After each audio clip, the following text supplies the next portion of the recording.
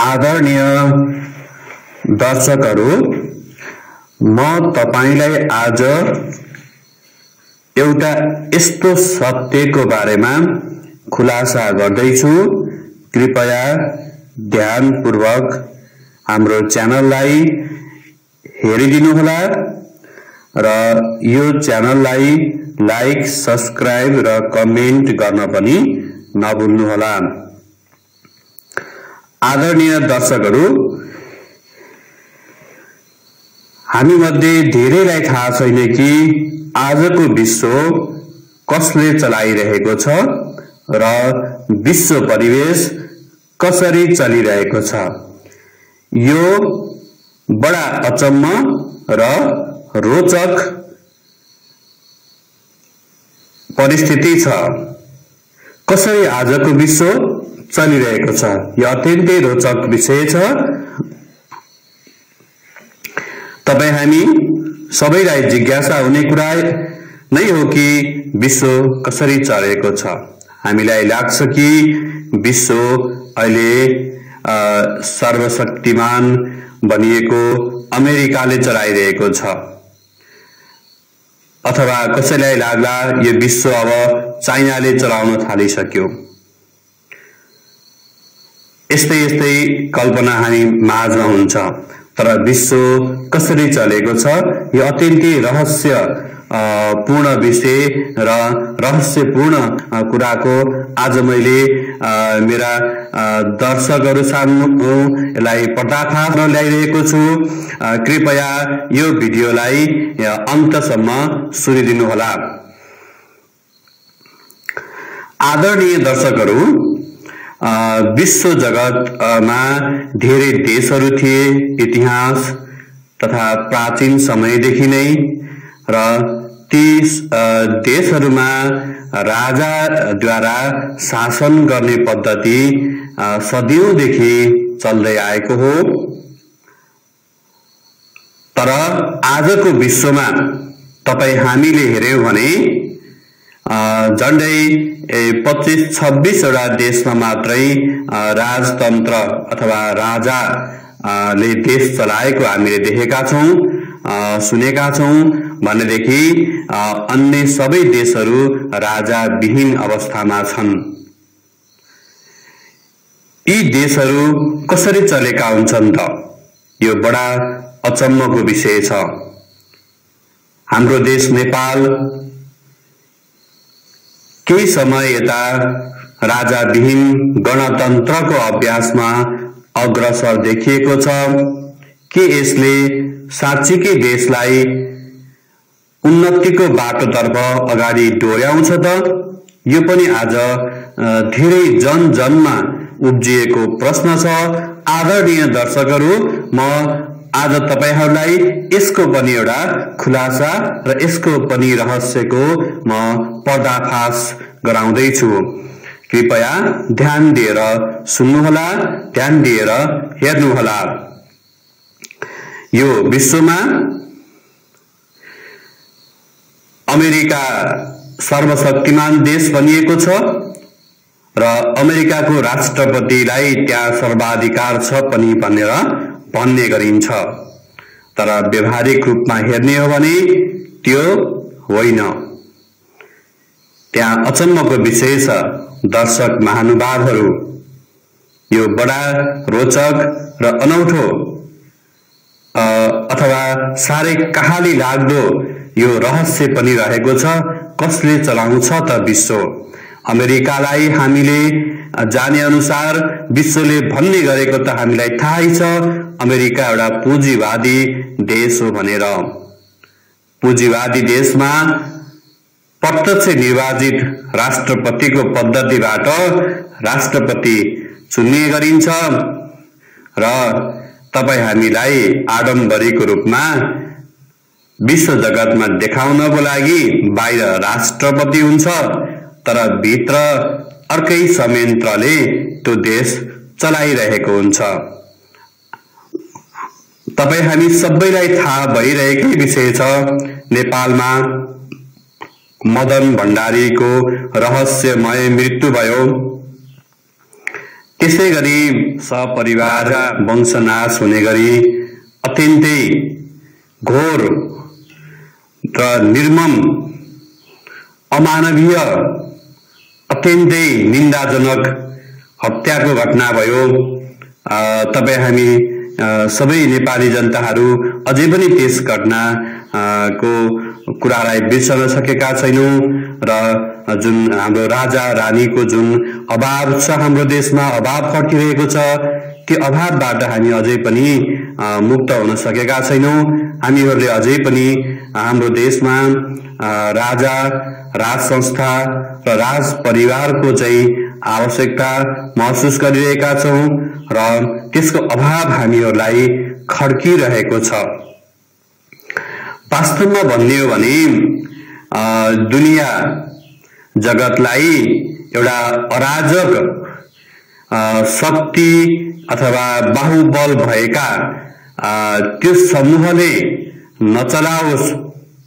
दुनिया जगतमा एउटा नियम कानून र पद्धतिबाट त्यस देशमा अथवा त्यो चाहिँ मुलुकमा बसोबास गर्ने सामान्य भन्दा सामान्य नागरिकले पनि न्यायपूर्ण जीवन जिउन सकोस् र उसले पनि समानता सहितको जिन्दगी खुशी साथ बाँच्न सकोस् जिउन सकोस् भन्ने हिसाबले नै इतिहासदेखि नै हरेक मुलुकहरूमा हरेक देशहरूमा राजा रहने प्रचलन रहेको हो। तपाईहरूले नेपालको अब धेरै लामो इतिहास देखि हेर्दै आयो भने ती सबै इतिहासका कालखण्डहरूमा राजाको उपस्थिति थियो। राजाद्वारा शासित राज्यहरू थिए। तर अहिलेको विश्व बडा अचम्मको भएको छ। यो बडा रोचक र बडा एउटा रहस्यमय र सबैले जान्नै पर्ने एउटा विषय पनि रहेको छ। आदरणीय दर्शकहरू, जब विश्व जगतबाट राजालाई उन्मूलन गरिएको अथवा राजालाई गद्दीच्युत गरिएको र अन्य शासन पद्धतिहरू अवलम्बन गरिएको प्रजातन्त्रको चाहिँ स्थापना गरिएको जुन भनिएको छ वास्तवमा त्यो अत्यन्तै गलत छ र त्यो कुनै प्रजातन्त्र छैन त्यसमा र त्यहाँ कुनै लोकतन्त्र र कुनै पनि शासन मैले देखिरहेको छैन र यो वास्तवमा एउटा चाहिँ सत्य पनि हो। तपाईहरू आफैले पनि मनभित्रैबाट एकछिन कल्पना गर्नुहोस्, वास्तवमा यो नै सत्य हो कि होइन त। यो विचार गर्नुहोस् कि देशहरू कसरी स्थापना भए र राजा कसरी स्थापना गरियो। प्रत्येक मुलुकहरूमा त्यहाँको शासन पद्धति सञ्चालन गर्नको लागि, कानूनको शासन गर्नको लागि, त्यसैगरी त्यहाँ न्याय संगत समानताको शासन समानताको अनुभूति दिलाउनको लागि इतिहासदेखि राजा राखेर अनि राज्य चलाउने प्रचलन तपाईहरूले देख्दै आउनु भएको छ। तपाई हामीले भोग्दै आएका पनि हौ। त्यस्तै नेपाल पनि एउटा राजतन्त्रात्मक मुलुक हो र यसमा प्राचीन समयमा यहाँ किरात वंशी, गोपाल वंशी, मल्ल वंशी धेरै राजाहरूले शासन गर्नुभयो र पछिल्लो कालखण्डमा आएर गोर्खा राज्यबाट शाह विस्तारित हुँदै शाह वंशले सम्पूर्ण नेपाल देशलाई चाहिँ राज्य गर्दै आएको थियो र पछिल्लो कालखण्डमा पनि तिनी शाह वंशका सन्तति नेपालका राजा। मैले अघि नै कुरा प्रसंग यहाँ प्रस्तुत गरिसकेकी नेपालमा मदन भण्डारी जस्तो राष्ट्रभक्ति नेताको चाहिँ हत्या भयो। त्यसैगरी राज परिवारको वंश समूल वंश नै अन्त्य भयो, हत्या गरियो। हामीले सुन्ने गरेका छौं यी घटनाहरूको पछाडि कसको हात छ त भनेर। र अहिले आम नेपाली जनताहरूले खोजिरहेको एउटा विषय पनि यो रहेको छ। आम जनताहरूले जान्न चाहेको एउटा रहस्यमय विषय पनि यही रहेको छ, ताकि हाम्रो प्यारो राजालाई कसले हत्या गर्यो र हाम्रो देशमा राज संस्था र राजतन्त्रलाई कसले अन्त्य गर्यो, कसले हाम्रो राजालाई गद्दीमा रहन दिएन, त्यसको बाधक तत्त्व को हो त? यो अहिले नेपाली जनले खोज्ने गरेको र अत्यन्तै रहस्यमा रहेको एउटा घटना रहिरहेको छ। आदरणीय दर्शकहरू, यी यस्ता रहस्यमय घटनाहरूको पछाडि हामीले सुनेका छौं कि यहाँ अमेरिकी गुप्तचर संस्था CIA र भारतीय गुप्तचर संस्था रले यसमा निकै महत्त्वपूर्ण भूमिका निर्वाह गरेको छ। यस्ता हत्या, क्रूर हत्या जसलाई जति निन्दा गरे पनि नेपाली जनसमुदायहरूले त्यो क्षम्य गर्न सक्ने छैनन्, जति निन्दा गरेर पनि त्यसलाई सकिने अवस्था छैन। त्यस्तो घटना घटाउने ती तत्त्वहरूको नाम हामीले लिँदाखेरि ती नामहरू के हुन् त भन्दाखेरि एउटा अमेरिकी गुप्तचर संस्था CIA र अर्को भारतीय गुप्तचर संस्था र भनेर भनिएको छ। यो अत्यन्तै चर्चामा आइरहेको छ। यसमा मलाई अनौठो लागिरहेको छ र अचम्मित कुरा पनि छ। किन यहाँ भारतीय गुप्तचर संस्था रले हत्या गर्यो, रले चाहिँ एट्याक गर्यो भनिन्छ, अनि किन अमेरिकी संस्था CIA ले हत्या गर्यो? अचम्मको विषय छ। यसलाई हामीले एकीकृत गरेर यो घटनाहरू अमेरिकाले गराएको हो, यो घटना भारतले गराएको भन्यो भने फेरि त्यो मिल्दैन अरे। त्यो भनेको चाहिँ हामीले सुनेका छैनौं। धेरैले त्यसो भन्दैनन्। धेरैले अमेरिकाले नेपालको राजा मारे, भारतले मारे भन्दैनन्। फेरि भन्छन् के त भन्दाखेरि अमेरिकाको गुप्तचर संस्थाले उसको डिजाइनमा हत्या भयो। त्यस्तै भारतीय गुप्तचर संस्था रको डिजाइनमा हत्या भयो। यो अचम्मको विषय छ हेर्नुस्।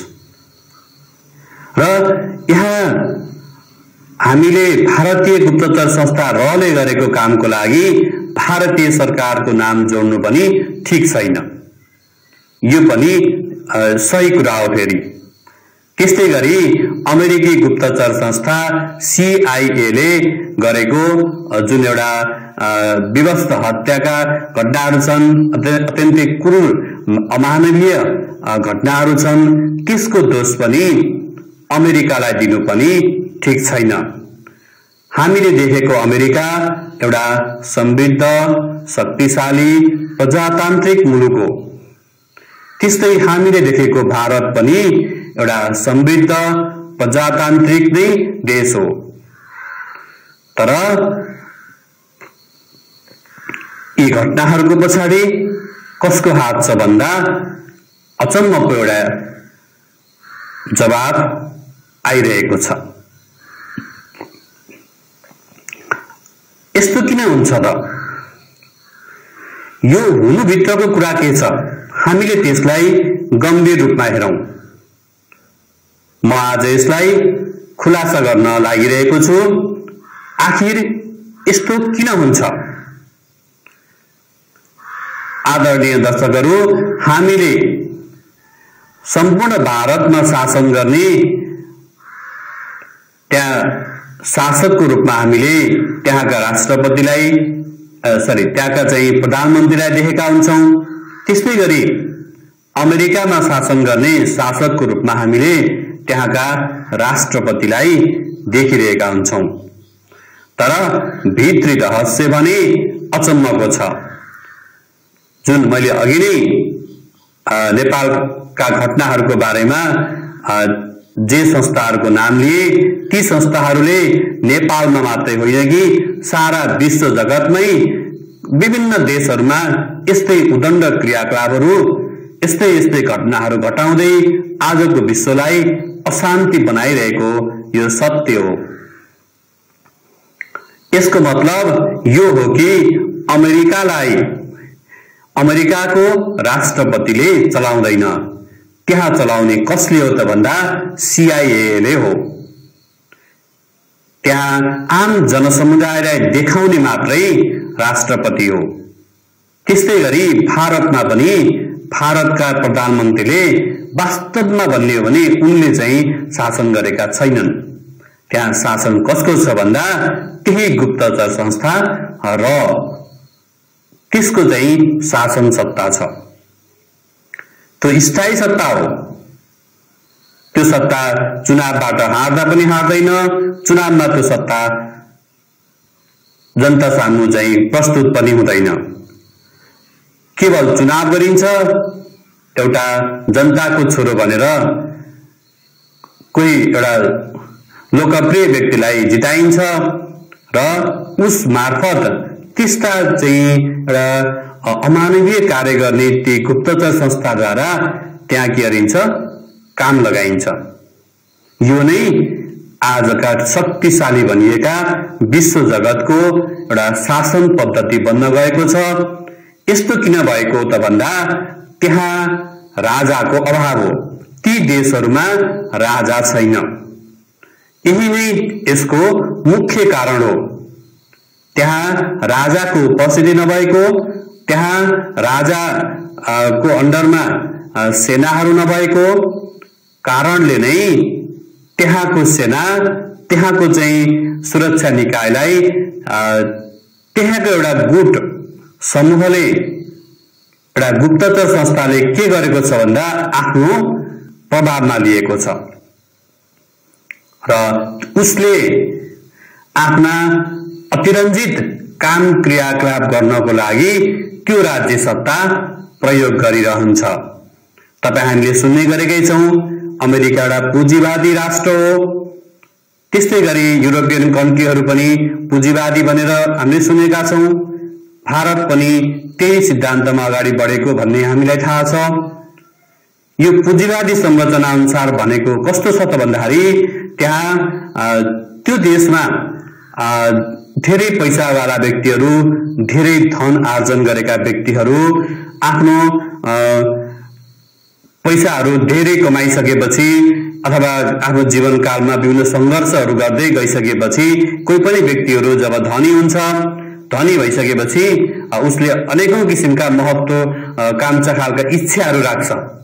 अत्यन्तै रहस्यमय खालका उसका चाहिँ इच्छा आकांक्षाहरू हुन्छन्।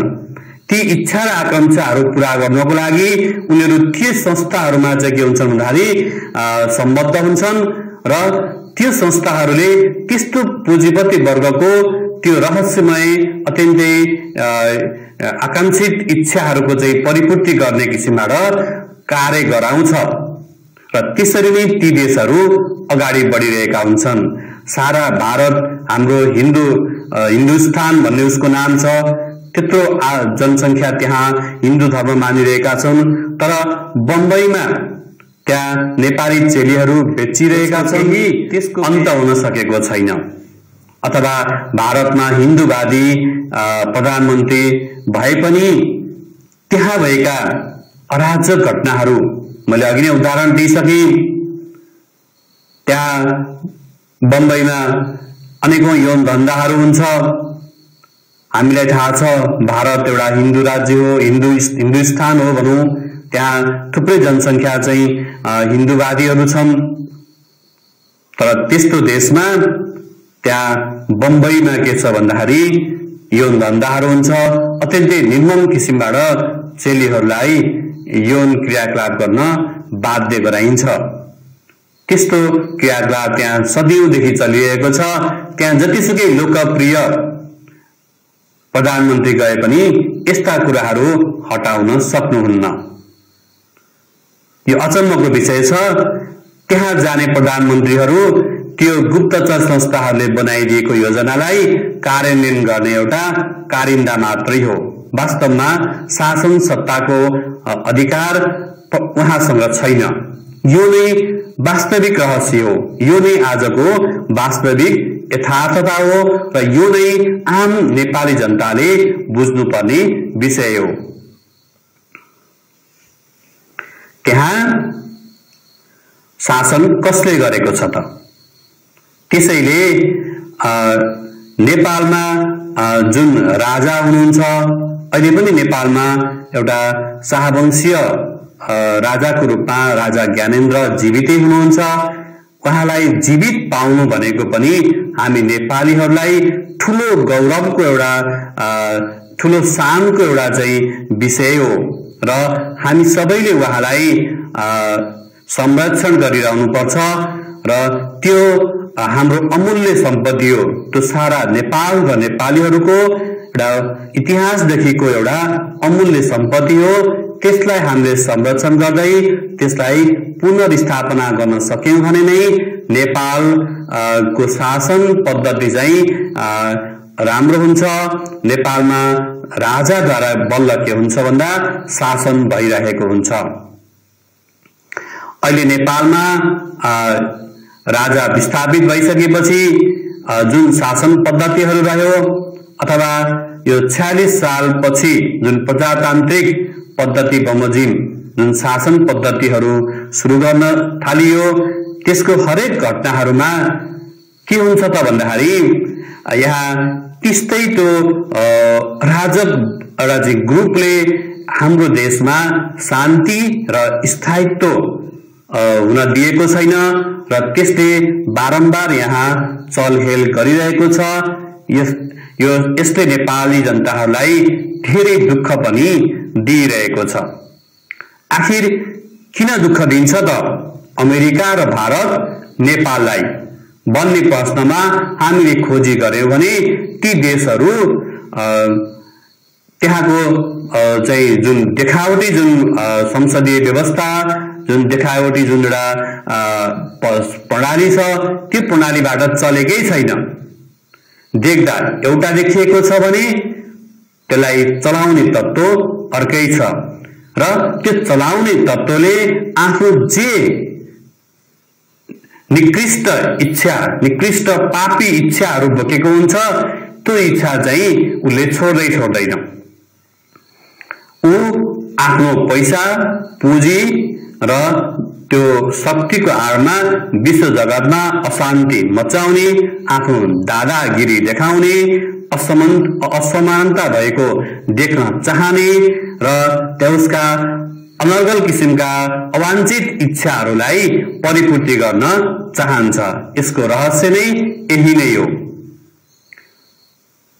नेपालमा जति पनि प्रजातन्त्र स्थापनापछि सरकारहरू बने, ती सरकारहरूको पछाडि ती सरकारहरू निरन्तर रूपमा टिक्न नसक्नुको पछाडि के छ त भन्दा यिनै दुईटा चाहिँ यो अराजक ग्रुपहरूको एउटा चाहिँ खेल छ। यो दुईटाको खेलले कसरी काम गरिरहेको हुन्छ त भन्दा एउटा अमेरिकी संस्था CIA हुन्छ। CIA ले के गर्छ भने भारत र नेपाल सरकार बीचमा राम्रो सम्बन्ध हुन दिँदैन र अनि त्यसमा के भन्छ भने रलाई फोर्समा लाएर अनि सरकार ढलाइदिन्छ।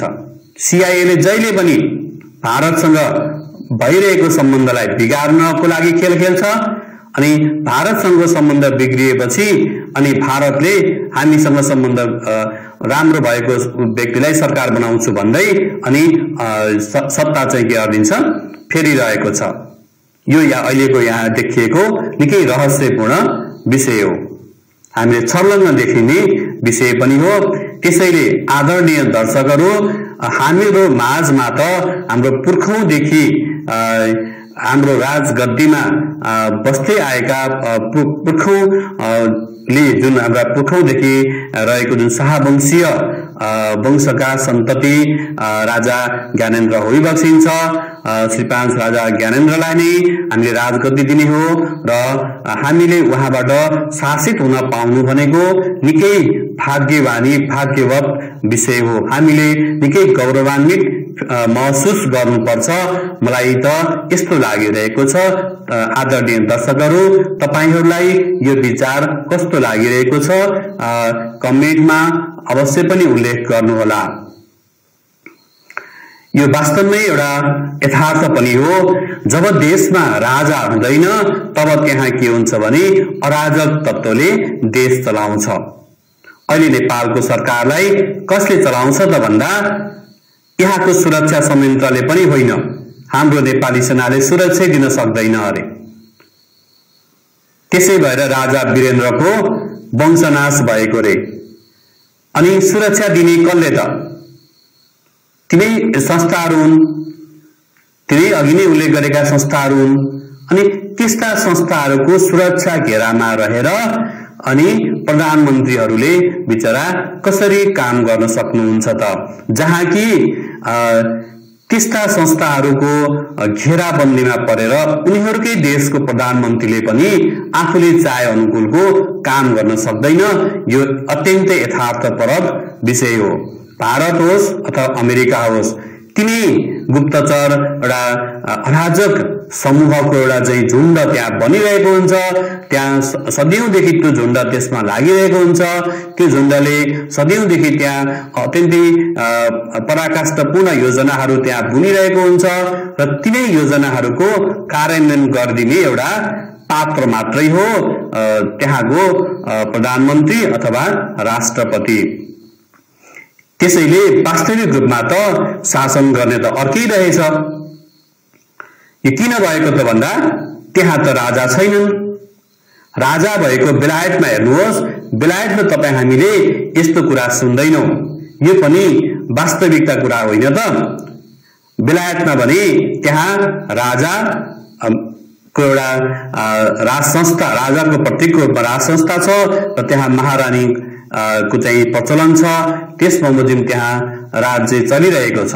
त्यहाँ पनि राजालाई फालियो, पछि फेरि राजालाई के गरियो भने स्थापित गरिएको छ। राजा चाहिने रहेछ भनेर उनीहरूले स्थापित गरेर राखेका छन्। त्यस कारणले त्यहाँको शासन पद्धतिमा हामीले यस्ता अराजक समूहहरूको नाम सुनेका छैनौं।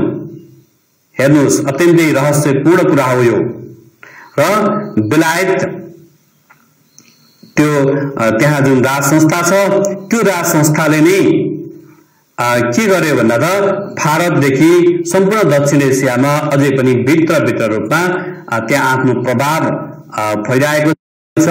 वास्तवमा राज्य र राज्य सत्ता उनीहरूले चलाएको छ। यहाँ अमेरिका र भारतका यो राष्ट्र प्रमुखहरूले होइन। यो बुझ्नु जरुरी छ। त्यसैले हाम्रो देशमा पनि आफ्नै किसिमको समानताको कानूनी राज्य स्थापना गर्ने हो भने हामीले हाम्रो राजालाई राख्नै पर्ने हुन्छ।